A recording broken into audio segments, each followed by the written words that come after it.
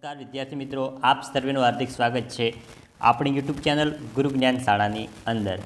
વિદ્યાર્થી મિત્રો, આજના આપણે ધોરણ 12નો શૈક્ષણિક વર્ષ 2024-25 માટેનો આ ફર્સ્ટ વિડીયો છે। એની અંદર આપણે ધોરણ 12 ગુજરાતીનું કાવ્ય નંબર 1 જે છે અખિલ બ્રહ્માંડમાં તેનું સ્વાધ્યાયનું સંપૂર્ણ સોલ્યુશન આ વિડીયોની અંદર જણાવીશું। મિત્રો, તમે ચેનલ ઉપર નવા હોય તો ચેનલ વિશે જણાવી દઉં કે આ ચેનલ પર તમને ધોરણ 12ના તમામ વિડીયો જોવા મળશે। તો ચેનલને સબસ્ક્રાઈબ ના કરી હોય તો અચૂકથી સબસ્ક્રાઈબ કરી લેજો અને બીજા પણ ધોરણોના તમને તમામ વિડીયો જોવા મળશે, જેથી કરીને તમારા કોઈ મિત્ર હોય તો ત્યાં સુધી પણ તમને આ ચેનલ તમે શેર કરી શકો છો।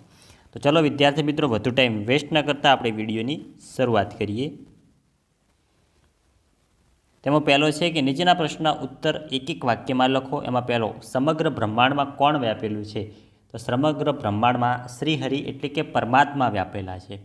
બીજો, પરમાત્માએ વૈવિધ્યપૂર્ણ સૃષ્ટિનું સર્જન શા માટે કર્યું? તો પરમાત્માએ પોતાની રસવૃત્તિથી અનેક રસ લેવા માટે આ વૈવિધ્યપૂર્ણ સૃષ્ટિનું સર્જન કર્યું છે। ત્રીજો, અખિલ બ્રહ્માંડમાં કાવ્યના વેદ અને સ્મૃતિશાસ્ત્રો શું કહે છે? તો અખિલ બ્રહ્માંડમાં પદમાં વેદ અને સ્મૃતિશાસ્ત્રો એમ કહે છે કે જેમ સુવર્ણ એક જ છે પણ ઘરેણાના આકાર અલગ અલગ છે, એમ શ્રીહરિ એક છે પણ જુદા જુદા રૂપે દેખાય છે। ચોથો છે, કવિના મતે ઈશ્વરને કઈ રીતે પામી શકાય છે?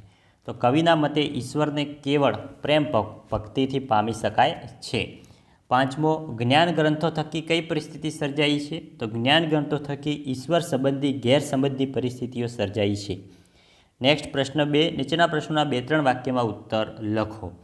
પરમાત્મા પૃથ્વી પર કયા કયા સ્વરૂપે રહેલા છે? તો પરમાત્મા તાત્વિક દ્રષ્ટિએ એક જ છે, છતાં પૃથ્વી પર જુદા જુદા રૂપે અનંત ભાસે છે।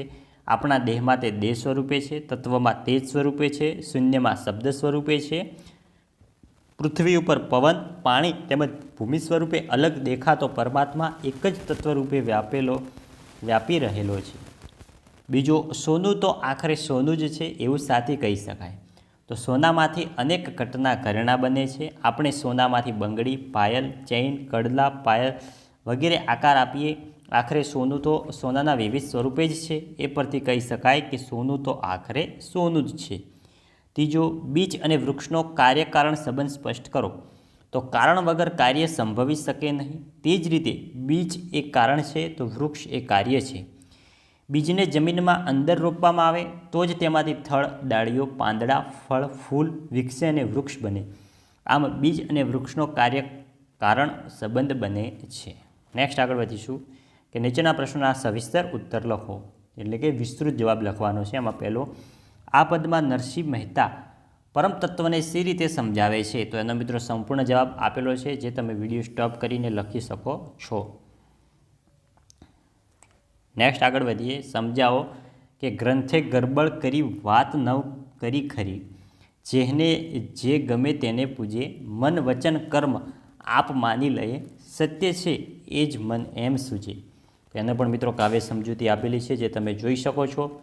વિદ્યાર્થી મિત્રો, આ હતું આપણું ધોરણ 12નું જે કાવ્ય નંબર 1 છે તેનું સ્વાધ્યાયનું સંપૂર્ણ સોલ્યુશન। નેક્સ્ટ તમારે કયા વિષયનું સ્વાધ્યાયનું સોલ્યુશન જોઈએ છે તે કમેન્ટ બોક્સની અંદર જણાવો, જેથી કરીને અમે તે સ્વાધ્યાયનું સોલ્યુશન તમને મોકલી શકીએ। વિદ્યાર્થી મિત્રો, વિડીયો સારો લાગ્યો હોય તો વિડીયોને લાઇક કરજો, ચેનલ ઉપર નવા હોય તો ચેનલને પણ અચૂકથી સબસ્ક્રાઈબ કરીને જજો। મળીશું આવનાર વિડીયો સાથે, ત્યાં સુધી આવજો। જય હિન્દ, જય ભારત।